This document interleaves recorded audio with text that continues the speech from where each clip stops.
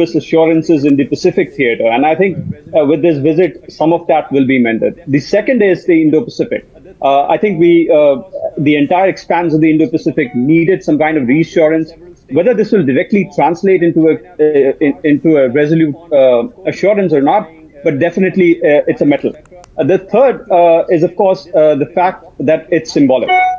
There had been several statements coming from China, pretty harsh on quote unquote not playing, do not play with fire, etc. So I think to that extent, this visit is important, because had it not taken place, there were already narratives being set around the capability of China in the A280 domain, the area access, the anti-access area denial capabilities. So all of these would have been blown out of proportion, that China has such capabilities. I mean, it certainly has, but the tone and the narrative would have been at a completely different level. So I'm glad this visit is taking place at a time. And it's also a message as much as to China as, as a reassurance to the Pacific partners of the United States.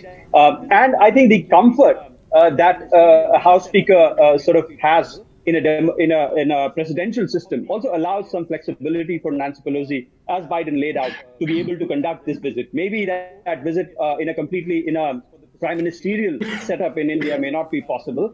But so also some of the legislative structures have helped, make this visit happen. But I think overall, it's a good reassurance for the Pacific theater, for the partners of the U.S., who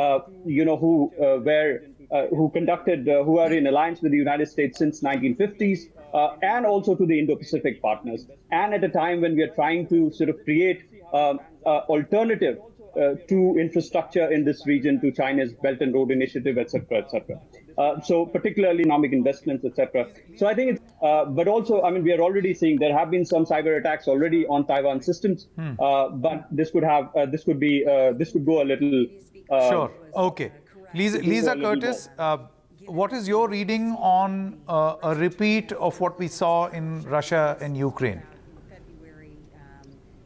Well, I think the previous speaker was correct that given that we have seen the Russia-China no limits partnership, which was spelled out in February, just 10 days or so before Russia's invasion of Ukraine, that there is concern that China is watching very closely and learning lessons from Russia's invasion of Ukraine. Now, the good news is the U.S. and Europe have been very unified, very cohesive in the response. Sanctions have been, widespread and very tough on Russia.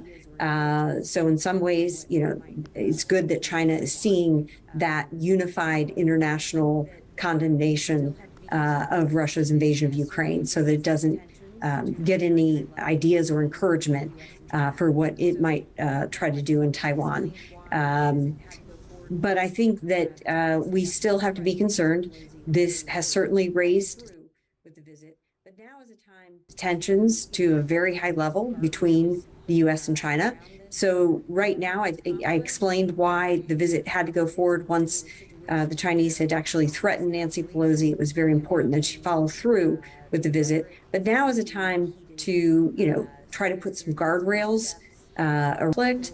But the problem is we're going to be in a situation where miscalculation can happen. The rhetoric is going to be heated. So there needs to be steps, perhaps behind the scene, for the two sides to try to lower the temperature. As I indicated, there's no change in U.S. policy. And, this needs to be understood. We have separation of powers. President Biden made it clear he didn't think it was a good idea for Nancy Pelosi to go. So there was definitely not a sort of cohesive, whole of government plan to have this visit happen. It has happened. Seen as, a larger strategy. So whatever Nancy Pelosi does will have consequences internationally on the sort of relations that U.S. is going to have from here on with China. And the point is, Mr. Raymond Vickery, that while, this could be some sort of a strategy as well. you would have the Chinese think that who can imagine that the various arms of the United States are not in league or in sync with the decision that has been taken. That the president says it's not a good idea, but the speaker goes ahead and continues with the visit. Well, I think that obviously it does have consequences, but anybody who knows anything about the United States government and thinks that there is some overall plan and that it's all being coordinated somewhere is not in touch with reality. The reality is that we have a vibrant democracy, we have separation of powers, and it is not the case that there is some overall person that decides everything. I would associate my views with those of the previous speakers. I think India needs to be independent in what it does, but it also needs to look at its own self-interest in terms of upholding the rule of law. And that is particularly against China's very aggressive actions that it has taken since Xi has taken over that government. I do think that this can be turned positively if people will unite, the U.S. and India, other lovers of democracy, in order to promote the principle of international law. You don't take over another jurisdiction by force. Okay, Ambassador Sinha, you know, there is a view in India also, and we've heard many people and many write-ups and many speeches where people seem to suggest, pretty high up in the establishment, who say that could there possibly be a need for India to rethink on a one China policy, given what China seems to be doing, the salami slicing along the border, the constant dispute along the Galwan region in Tibet, the Arunachal crisis. Given all these provocations of China, should we use a rethink of the one China policy as possibly a tool? Well, we have certainly revised and improved our relations with Taiwan over the last decade or so. So to that extent, our One China policy has been evolving. And if you recall, there were statements by the former minister, Sushma Swaraj, who had pointed out that China cannot continue its policy of treating Kashmir as a disputed area and yet expect India to pursue a one China policy. So I think there's certainly enough in China's policy to provoke us into abandoning this so-called one China policy. Eventually, we have to see the reality, and the reality is that Taiwan is a separate, independent country today. Now, whether it is a part of the larger Chinese cultural unity or not, that's a separate issue. The fact is, for example, in our subcontinent, we are one unit culturally, but we are 8-9 different countries. So it is possible for two countries to have the same culture and yet be two different independent states. So while I think it would be too provocative right now to say that we should formally abandon our one China policy, I think we should certainly improve our relations with Taiwan to a point where we can trade with Taiwan, have Taiwanese investment in India. We require that investment for our own economic growth. So in our own national interest, I think it's extremely important that we improve relations with Taiwan. Whereas with China, our relations have become difficult because our trade is imbalanced. Chinese investment in India invariably impacts on our national security. So all these factors mean that we have to balance our relations with PRC, with the People's Republic, with our relations with the Republic of China, which is Taiwan. All right, Ambassador Sinha, Raymond Vickery, Lisa Curtis, as well as Vivek Mishra, many thanks for joining us. Some statements from China that you are seeing flashing on the screen right now, where they say that the PLA may carry out military exercises and the consequences will be borne by the US and what China calls Taiwanese separatists. We'll keep tracking all the latest updates as far as this story, developing story, is concerned. Back in a moment. Stay with us.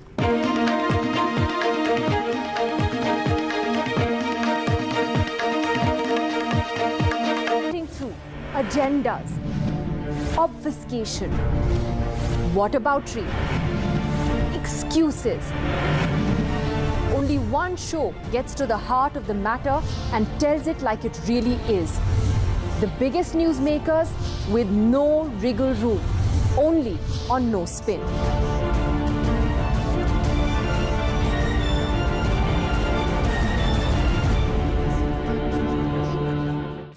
They say the zero is nothing unless it connects the dots and the real story emerges. Unless it captures the truth. They say the camera never lies. Unless it is the essence of India, of diversity and tolerance. Unless it reveals the wealth of nations and silences the barrel of a gun. Unless it reflects the sadness in the eye of the tiger as forests disappear. In fact, the dot is the center of your universe and of ours. The dot is the essence of NDTV, the essence of just one word: trust. The show where the country speaks its mind. This is a first step in the direction of giving women at least a fighting chance. This is all wishful thinking. Today also you see 23% of our girls are married off. India think. Everybody had that second thought, how could you be in fashion because you don't look like a person in fashion? And that for me needed to change. We the People with me, Sarah Jacob, only on NDTV. If you care about it, we'll talk about it.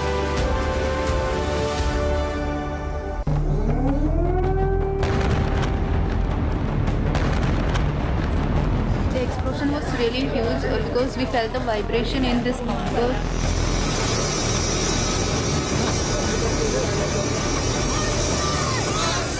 I finally reached my hometown and I'm so thankful to Indian government, embassy and NDTV who helped me a lot in my difficult days. News पे ज़्यादातर war के बारे में ही बता रहे थे, सिर्फ NDTV पे ही था जो स्टूडेंट्स के बारे में बता रहे थे। हम लोग NDTV को ही फॉलो कर रहे थे।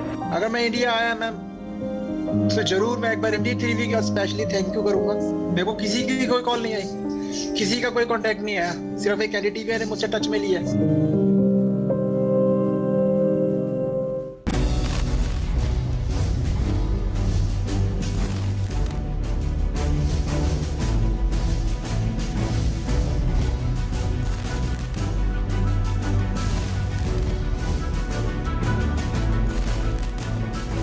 One thing that's clear, our world is changing forever.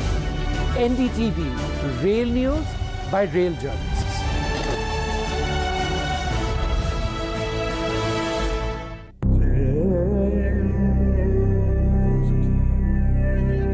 सच दिखाते हैं ताकि दुनिया के बाजार में आजादी सस्ती न बिक जाए। कुर्सी पे बैठने वालों को जमीन की अहमियत याद रहे। सच दिखाते हैं हम ताकि पैसे की चमक से कभी हुनर ना पड़े फीका, खुदगर्जी खोखला ना बना दे सोचने का तरीका। सच दिखाते हैं हम ताकि अच्छे विचार और आदर्श बस किताबी बातें ना रह जाएं। चुनौतियां काफी ज्यादा हैं, बड़ी चुनौतियां हैं। एक बेहतर कल चाहते हैं हम, इसलिए सच दिखाते हैं हम। NDTV India, जुबान पे सच। Cross the distance between darkness and vision. Teach a generation that has lost all hope. Treat a patient from thousands of miles away. None of this was possible till tech.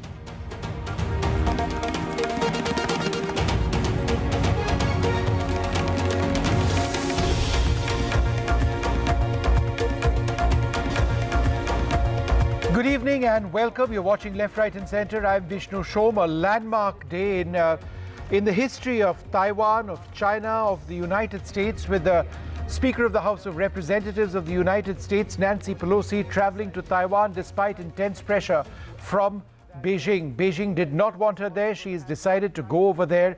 China has upped the ante in the last little while, threatening major military action in terms of military exercises, but hastening to add that the US is responsible, as are artists, from any outcome, should there be an outcome to what is likely to be a fairly tense situation over the next couple of days. But Nancy Pelosi, 82 years old, the Speaker of the U.S. House of Representatives, critic of China for several decades. She was in Tiananmen Square in 1988 with placards in her hand. Subsequently, she's criticized China's policy against its Uyghur minority. Someone who actually had the option of saying, all right, fine, given the threat posed by China, I will not visit Taiwan, decides instead that from Kuala Lumpur, where she was, she would in fact fly to Taipei, where she's been welcomed. So in as much as we report this as a clear sign of American determination, on a day in which America also announced that they had eliminated the world's top terrorist,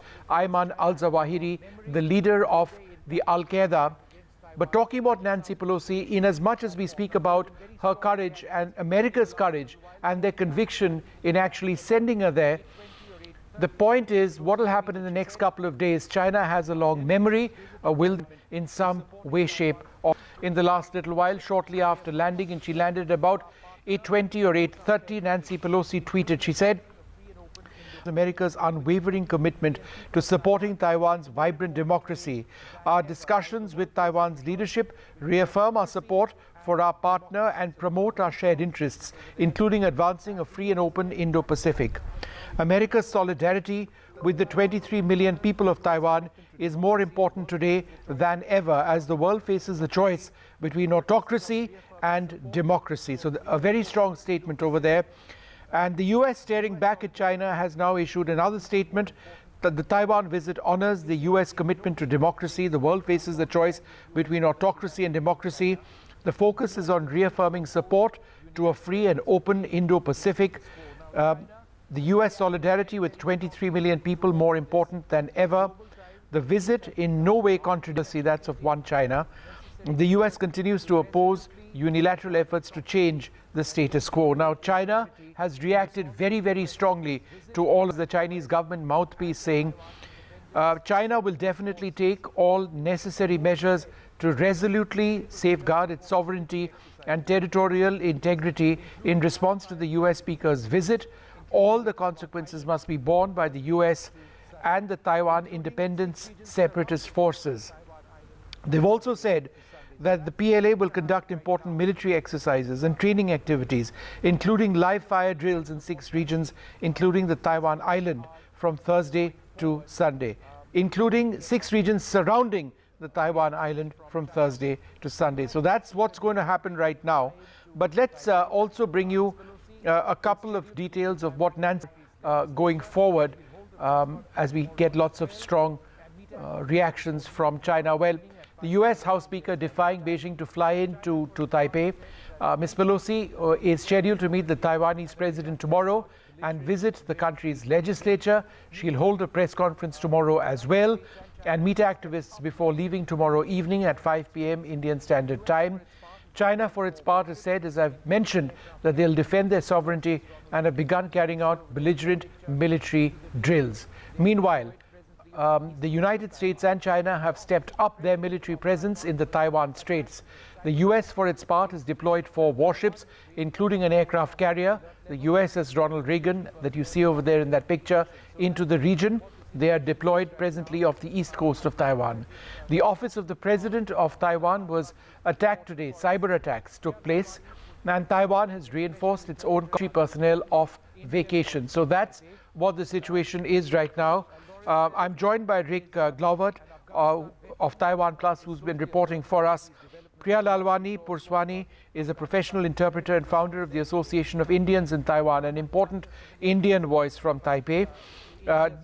Colonel Lawrence Selin is an Afghanistan veteran, is closely observing all of these developments. There's a lot to be spoken about Afghanistan and American resolve there today. We'll come to that.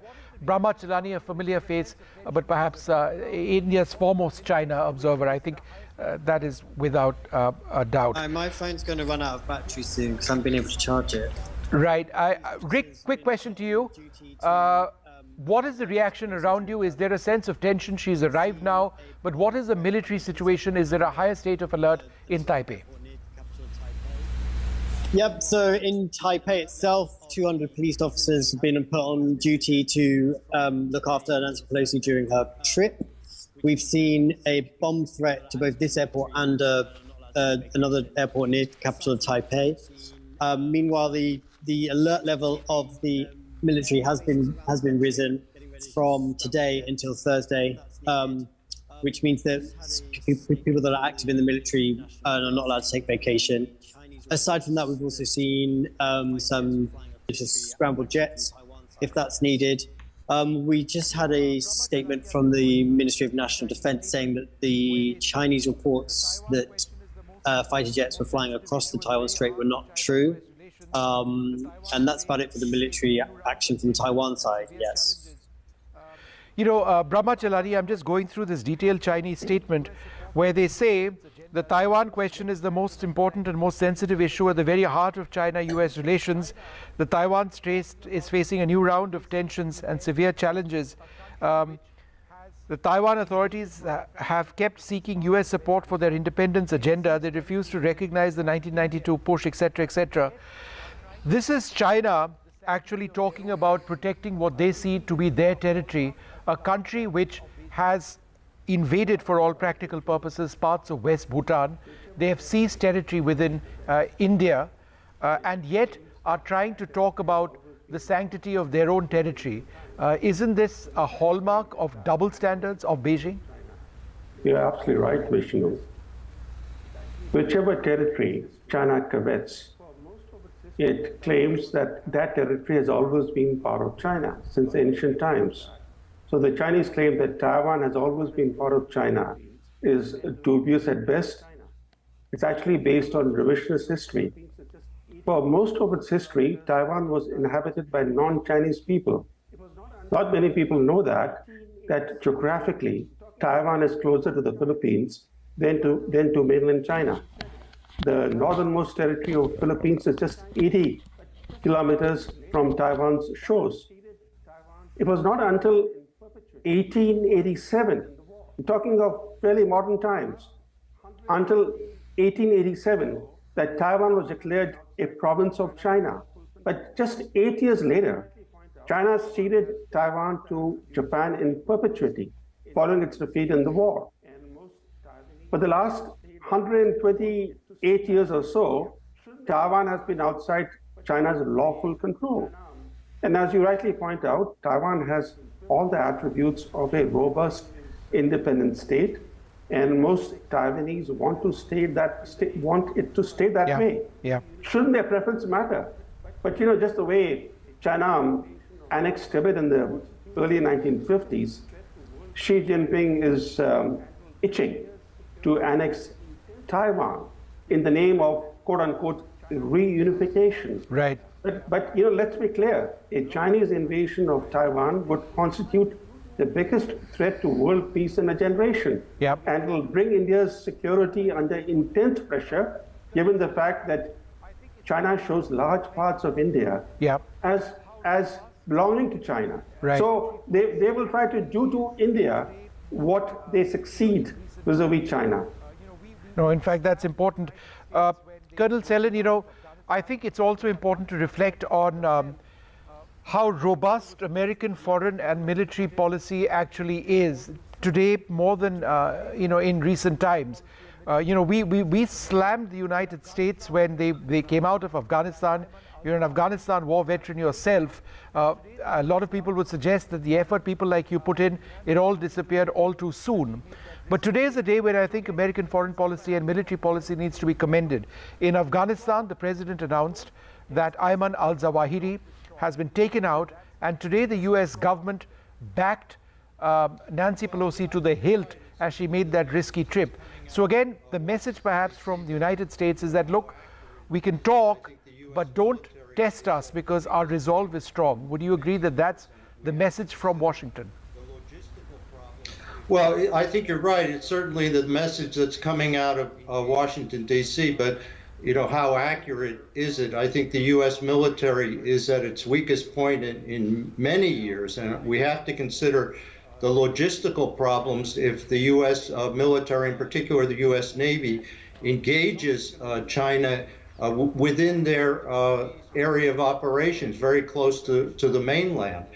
Now, at this point, I think the rhetoric has escalated to the point that someone's going to lose face here, and I'm afraid the Chinese feel very strongly about this and may decide to act. Now, I don't expect necessarily an invasion of Taiwan at this point, but there are offshore islands that Taiwan administers, in particular the Kinmen Islands and the Lianjiang Islands, which are formerly known as Quimor and Matsu. Now, these are unfortified islands that are administered by Taiwan and could be very easily militarily occupied by China. Now, this would be a great symbolic victory for China at very little risk. So we're seeing a lot of military activity in Fujian province, which is the area directly across from Taiwan, but also directly connected to these offshore islands. So I'm a bit concerned that they might make a military move on Kinmen Islands or the Matsu Islands. You know, we've got that footage on our screens right now of armored personnel carriers, even tanks and trucks in the Fujian area. It's too early to say that they're going to be deployed immediately, but there does appear to be some sort of a build-up over there. Priya Lalwani, Purswani, India has had an important relationship with Taipei. It's been growing in strength over the last couple of years. India does believe in that one China policy. That being said, give us an idea of what the Indian community in Taipei is feeling tonight. I think life here is pretty much normal. There are Indians here who've been living for 30, 40 years. They are used to this kind of rhetoric from China. We frequently have threats whenever we have any important visitors from other countries. They send some aircraft into the Taiwan ADIZ, or their foreign ministry representatives say lots of things on air. And in Chinese social media also gets very upset. So the older Indian residents are okay, but there are some newer, younger people. So students have been messaging me asking what's happening, because media in India is really making it seem like there's going to be war. And the parents are very worried, and they keep messaging the students here, and then they get worried too. So it's the newer Indians here are a bit worried, but I think we hope for the best and be prepared for the worst. I think that's what we need to follow. All right, so there's just breaking news coming in now, and I just wanted to get Colonel Sellin to perhaps respond to this. Global Times reporting that the PLA will launch a series of targeted military operations to counter Pelosi's visit to Taiwan and resolutely defend national sovereignty and territorial integrity. This according to the Chinese Ministry of National Defense. Couple of points over here. When you actually want to carry out military actions, you don't really announce it to the rest of the world, but it's just ratcheting up tensions, isn't it? Yes, indeed. These military exercises were planned for a while, but we have a situation now where we have the two opposing forces, the United States Navy and the People's Liberation Army and Navy, that may become, engaged. So I think it's a very dangerous situation that we're facing now. They've also come out, and let's try and pull this map out from Global Times. They've actually come out with a map where they've identified 6 areas all around Taiwan, to the south, to the southeast. So we've got this on the screen. Let's have this up full frame if we can. It is up full frame. 6 areas, 6 fairly substantial areas where they say they're going to hold military exercises. This surrounds Taiwan completely. So this is evidently the response, the military response. Brahmachalani, would you like to respond to this? This is what China intends to do now with these exercises, surround Taiwan. Well, I think it's very important to keep one thing in mind. If you look at China's military tactics since 1949, they try to achieve their objectives by stealth. By direct combat, they rarely seek to achieve their objectives. Even against India, if you look at the territories that India has lost, the major territories, Aksai Chin in the mid-1950s, or the more recent Ladakh land grabs of April 2020. All that happened by stealth. When they engage in clashes with Indian forces, their conscript soldiers do not fare well. Their pattern of expansionism, whether it's in the South China Sea, whether it's what they're trying to do in the East China Sea, is always by stealth. They will not like to seek to engage American forces directly. They will seek to avoid any kind of direct military conflict with the Americans because that will expose their weaknesses. Right. They will definitely seek to flex their muscles. They will definitely seek to show that they have stood up to the US. That's for sure. But we have to keep one other thing in mind, which is that China right now is facing serious troubles at home. Right. Xi Jinping is seeking a norm-breaking third term as Communist Party chairman. Yes. But his domestic problems are growing. The Chinese economy has slowed almost to a halt, right, triggering rising unemployment and debt crisis. This raises the risk that Xi Jinping might resort to nationalist brinkmanship as a distraction. Right. So he might engage in some provocation, but that provocation will not lead to direct military conflict with the United States. Colonel Selin, do you agree with Dr. Chilani that there won't be anything more direct than these exercises around Taiwan? And secondly, what does the US do? What does the US Navy do? Just stand by and watch?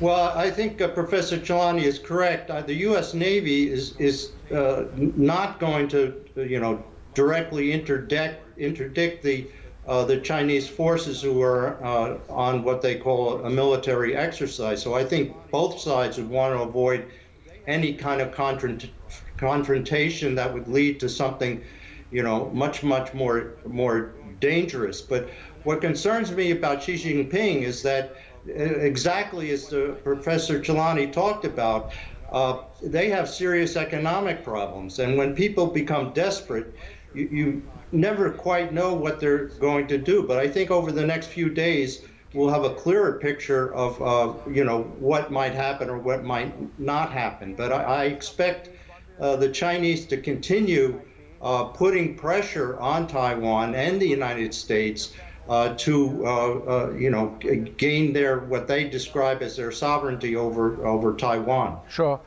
Priya, the next couple of days, one way or the other, will remain tense in Taipei and in other cities in Taiwan.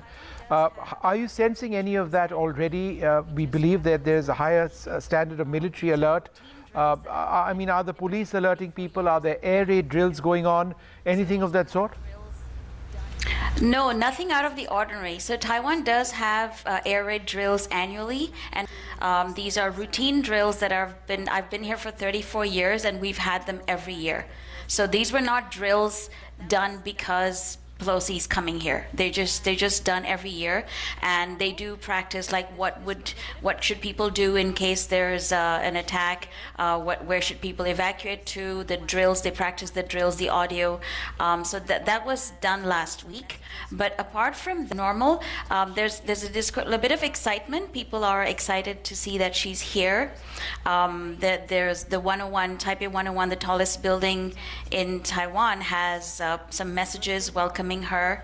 So there's not so much tension yet. I think the ball is now in China's court, in a way you could say. But I think the Taiwanese people are used to this kind of stuff, yeah. Colonel Selin, one final question. Any imminent Chinese invasion of Taiwan would mean the invasion, A, of a thriving democracy, B, of a country which defines semiconductors at a global level. It is an extremely industrialized, prosperous democracy. And the destruction or the potential destruction of such a vibrant society would be devastating, wouldn't it? Yes, indeed. I think this is again where Professor Chilani is correct. As you say, if China actually invades Taiwan, there could be a great deal of destruction of the infrastructure there, which China desperately wants, is particularly about the chips. computer chips. But I still go back to this issue of the offshore islands. These are unfortified islands very close to the mainland. And if China wants to save face in this situation, they could easily militarily occupy these islands, and they are highly significant symbolically. So that is one possibility that China can do in the case that they feel they have to save face in this particular crisis that we're experiencing. All right, but I'd like to thank you all very much for joining us. Priya, go ahead with your point. Yeah. Yeah, I was just saying, it feels like China's cornered themselves into a corner, and that might be a way out, which is very worrying because both of my kids are currently on vacation on an outlying island. So that makes me tenser than I was before we started this call. Yeah, well, if I could just add one point, Vishnu, quickly here, that the Chinese Communist Party has a proclivity to engage in actions that are counterproductive to long-term Chinese interests. But for Chinese bullying threats, a Pelosi visit to Taiwan would not have happened. Right. After all, President Biden was trying to persuade Pelosi not to visit Taiwan. But the bullying threats made it impossible for Washington to back down. Right. Similarly, if China were to occupy any of these Taiwanese unfortified islets, this will trigger a tremendous backlash against China. It will prompt so much pressure on Biden administration to shore up Taiwan's defenses and to do something more concrete. Yep. To ensure that if China were to invade Taiwan, yep, that the cost for China would be concrete, would be tangible. Right. So any kind of this kind of action is going to be counterproductive to China's long-term interests. Right. No, absolutely. Priya, hopefully, I'm sure your kids would be absolutely fine. I'm sure you have nothing to worry about. But Dr. Chilani, thanks for making that point. And I think the larger issue, therefore, is in as much as this is a victory for democracy and democratic forces to have Pelosi in Taiwan, what is it that she's actually triggered? Is there a worry that this is going to spiral out of control? Maybe not in terms of a direct invasion, but in terms of reactions and counteractions from China and the United States. And where does that leave Asia-Pacific security? We'd like to thank all of you very much for joining us. We'll take a short break, come back with more.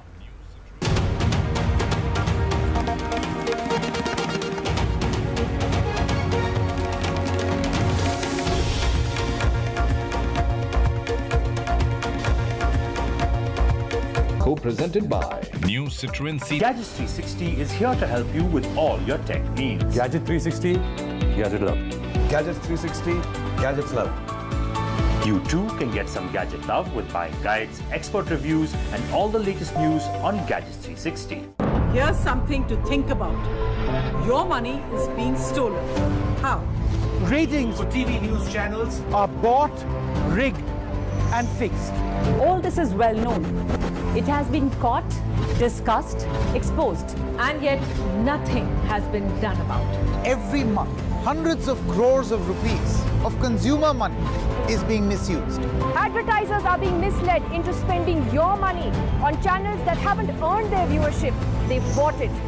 So don't go by ratings, go by the facts. There's plenty of data to show that NDTV is the top brand for news. And in the last 2 years, we won 6 awards for most trusted broadcaster. Thank you for your trust. We don't buy our viewership, we earn it. This is NDTV. No noise, no shouting, and most importantly, no lies. Our lead story tonight. Big international story India is closely watching it.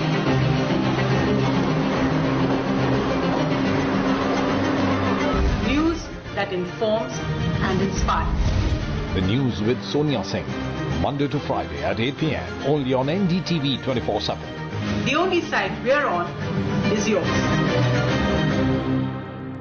Now cryptocurrency ऊपर जाएंगे और नीचे जाएंगे Bitcoin, blockchain, Dogecoin, हर चीज एक revolutionary solution.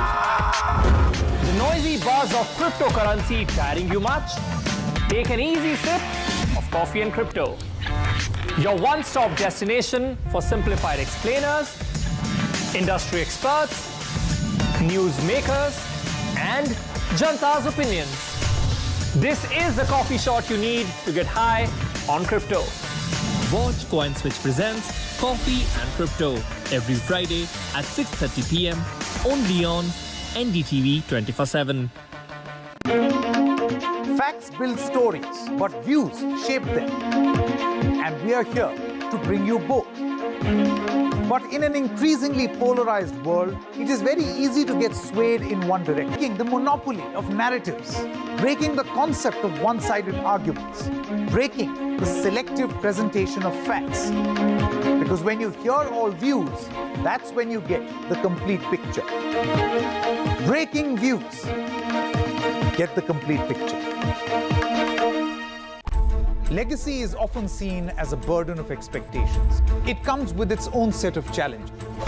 The challenge to take it forward, challenge to reimagine, challenge to be in the present, and also challenge to think about the future. What accountability are you talking about? As long as the core values and principles remain uncompromised.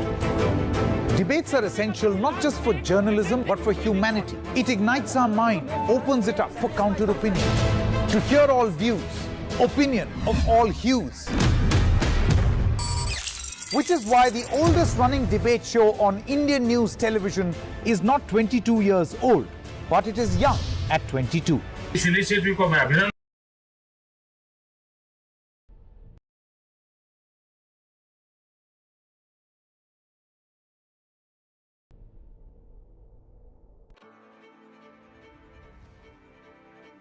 करता हूं कि सच को सच के रूप में पेश करने का उन्होंने साहस दिखाया. So let us begin the big fight.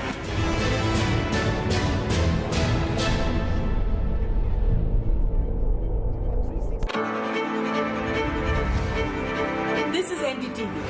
No noise, no shouting, news that informs and inspires. Facts build stories, but opinions shape them, and we are here to bring you both. A 360-degree look at the day's top stories. We are not afraid to take a stand. No agendas, no excuses, no whataboutery, and no obfuscation.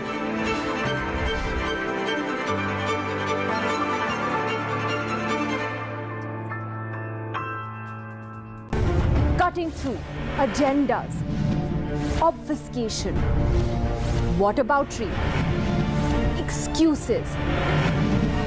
Only one show gets to the heart of the matter and tells it like...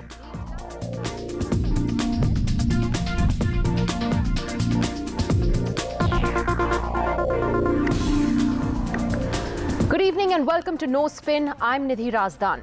The global economy is in trouble, big trouble. The International Monetary Fund, or the IMF, has slashed its forecast for global growth this year to 3.2% from 3.6%.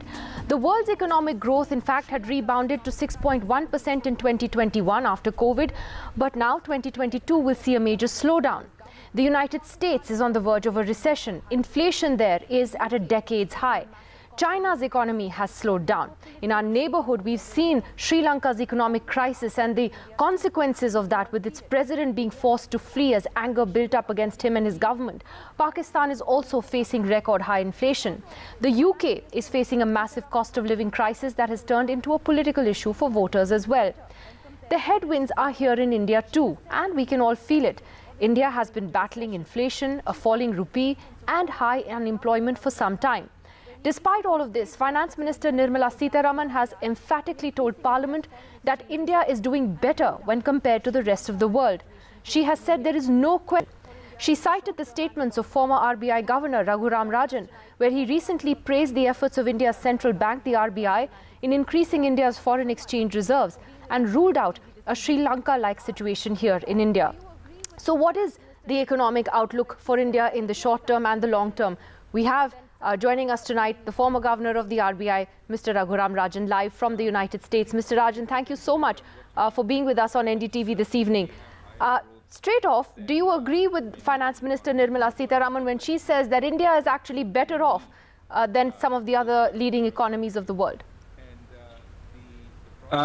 I think it depends a little on what you mean better off. I mean, certainly we have higher growth than many economies in the world. The question is, what level of growth do we need? Because we are a poorer country. And the problem to some extent is that our growth for the last so many years has been insufficient to create the levels of employment that we absolutely need.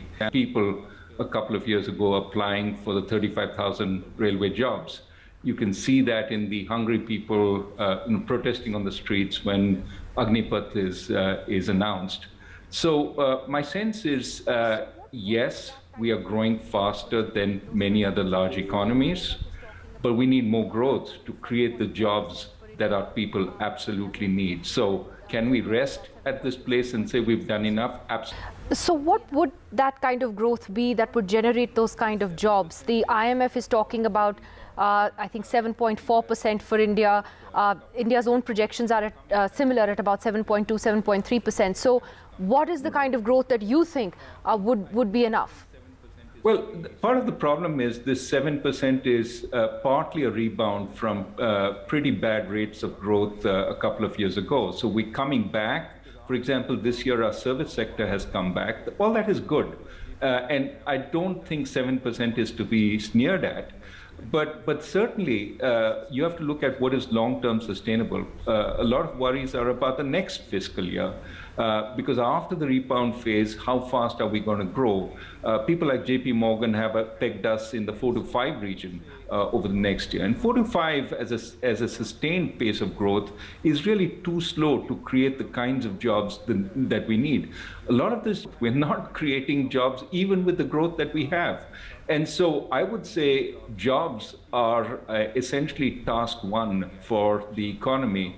And we have to figure out how do we create those jobs, decent jobs. We don't need to have everybody be a software programmer or a consultant, but decent jobs that get people out of low productivity agriculture and out of back-breaking construction work. Construction can be an interim phase, but we have to get them into service jobs, into manufacturing jobs that are better.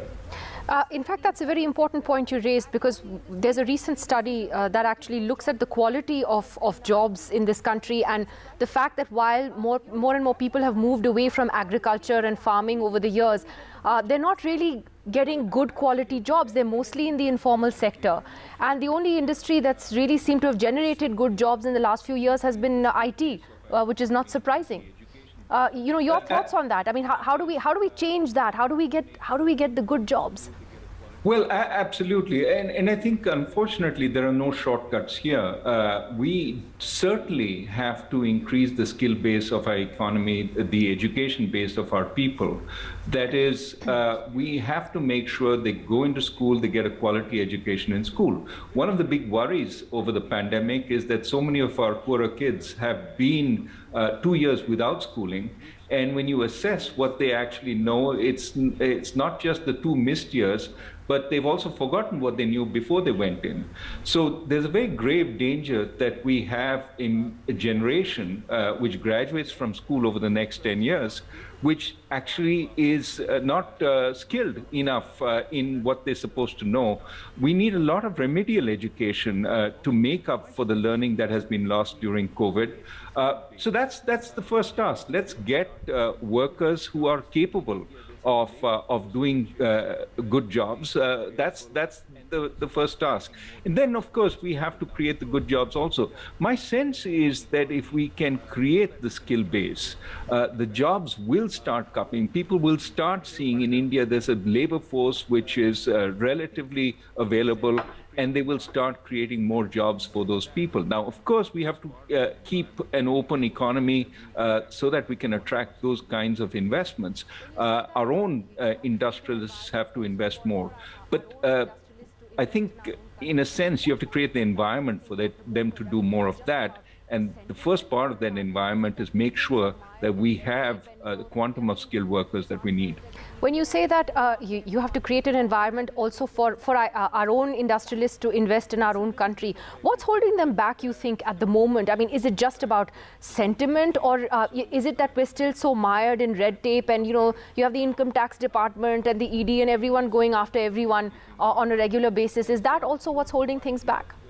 It's a little bit of everything, right? Start first with the fact that the rules keep changing. So tariffs go up, tariffs go down. Unfortunately, in recent times, they've typically been going up. And so you have no idea whether a certain input that you're buying will be available at the same price, or will it suddenly get protected? And then you have to buy it at a higher price, which makes you less competitive in global markets. So one of the issues is the changing nature of the rules. We have to maintain a little more stability there.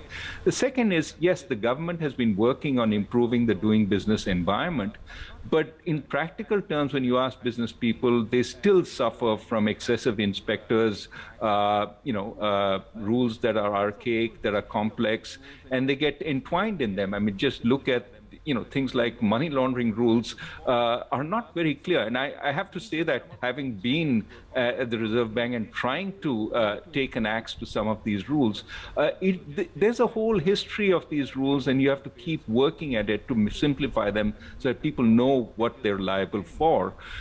So I think these are some of the things we have to work on. But of course, in addition, we need to improve the quality of the infrastructure, the logistics that these business people face, the access to power. I mean, we've had power shortages once again, especially with the availability of coal. All these are things that eventually add up. So my sense is we have work to do. The last point on business investment is, unfortunately, at this point, despite growth, we find capacity utilization is still relatively low. In other words, we need more demand going forward for businesses to feel confident there will be sufficient demand for them to make big investments. Right now, that's not the case. So I think we can do more, we should do more, but there are a number of areas we need to act on. You mentioned the words open economy and that it's important for India to remain an open economy. But how does that square off then with the Atmanirbharta that the government is trying to promote? I mean, is there a danger of this becoming a very protectionist kind of policy? There is a danger. I do worry about it. And I do worry that all these schemes, the PLI scheme, for example, are untested. Are they really going to sustainably increase manufacturing in this country, or are they going to take us back to a protected high-cost economy where it's subsidies that encourage manufacturing rather than the fact that manufacturers find a competitive environment, an environment where they have access to power, to good labor, etc., and therefore manufacture here. My worry is, at this point, we are embarking on a PLI for a whole lot of industries, and in that process, we don't know at the end of it whether we'll create a sustainable manufacturing sector, or whether we have sort of re-inherited a license permit Raj kind of structure where a few industrialists are benefited by the PLI scheme. They also have a lot of protection from foreign imports, and essentially by that they inflict higher costs on the rest of the economy, including on our consumers. I think the jury is still out, but I worry at the pace at which we are expanding this to sector after sector without knowing if it actually works. Coming to the rupee and to inflation, what are your thoughts on how low the rupee could go? I mean, some in the government are trying to spin it with a silver lining, or it's good for exports, but in the long run, it's actually pretty bad for all of us. Even in our most day-to-day lives, how low do you predict the rupee could be by the end of this year? Well, foreign exchange predictions are often a fool's game because they could, markets are pretty efficient. They're better than us at telling us where the rupee should be. I think the often the exchange rate is seen as a measure of economic competence.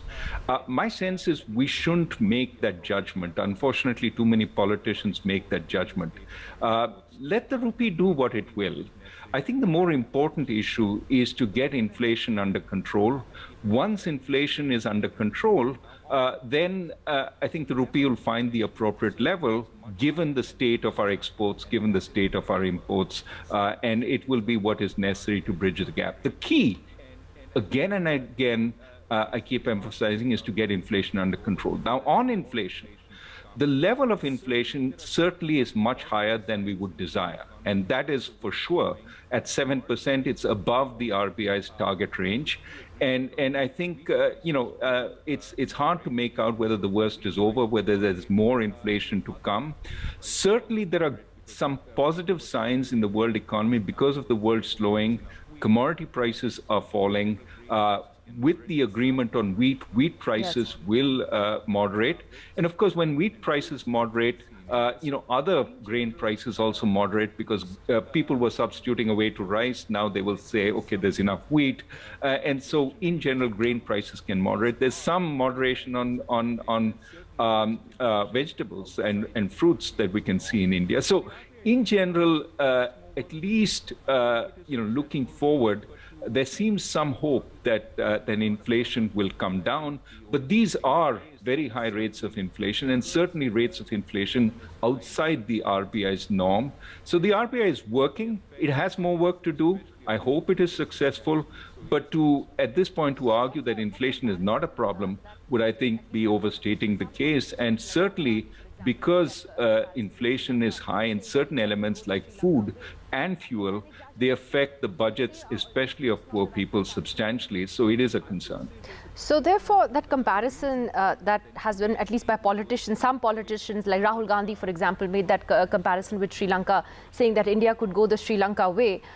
An exaggeration, you would say, just not the right comparison to make? I would say there's a different reason than today is saying we'll go the Sri Lanka way because of our current economic situation. I think we're far from that. But I would say that on another element, which is on the issue of minorities and their place in the nation, Sri Lanka certainly had a large minority, the Tamils. And in the 80s, when they had a problem of jobless growth, politicians found it particularly easy to deflect some of the attention to the problem of minorities and made a bogeyman out of the Tamils, essentially creating the kind of strife that resulted in civil war and eventually in a huge problem for Sri Lanka. I would say the roots of Sri Lanka's current economic problems lie in that troubled history of the past. Otherwise, they were actually quite a successful middle-income country. And I think Mr. Gandhi, certainly in pointing out the parallels, is talking as much about the fact that we are sort of in danger of demonizing our minorities and creating the kind of internal strife that leads nowhere good. And I would say that, to my mind, is the lesson from Sri Lanka. Let us work for communal harmony and unity of the country. That will serve us well, not just in protecting us from the kinds of incidents that took place in Sri Lanka, but also will be strong for the economy. But I would say, it's as much for the integrity of the country as for anything else. Well, most importantly for the integrity of the country, and I think for all of us as a society. But I just wanted to get a sense from you that when there is this kind of communal strife that makes headlines around the world, when investors look at it, what do they think? I mean, how does it affect the investment climate potentially? What is the potential effect it could have for India? Well, people worry, right? Because first, they certainly do think about the consequences down the line, days when their factories can't function because of problems. Now, we are not there yet. Let me emphasize that we are some distance away from that, but it is something that we should start worrying about given the kind of fuel that is being fed to this fire by some of our politicians. But I think the other thing they think about is, do I really want to do business with a country which, undermines its minorities, mistreats its minorities? Certainly, when you look at China and what they've done with the Uyghurs, they have got a lot of pushback in the United States, in Europe, from their treatment of the Uyghurs. There are now sanctions against goods that are produced there, but there are also increasingly, motion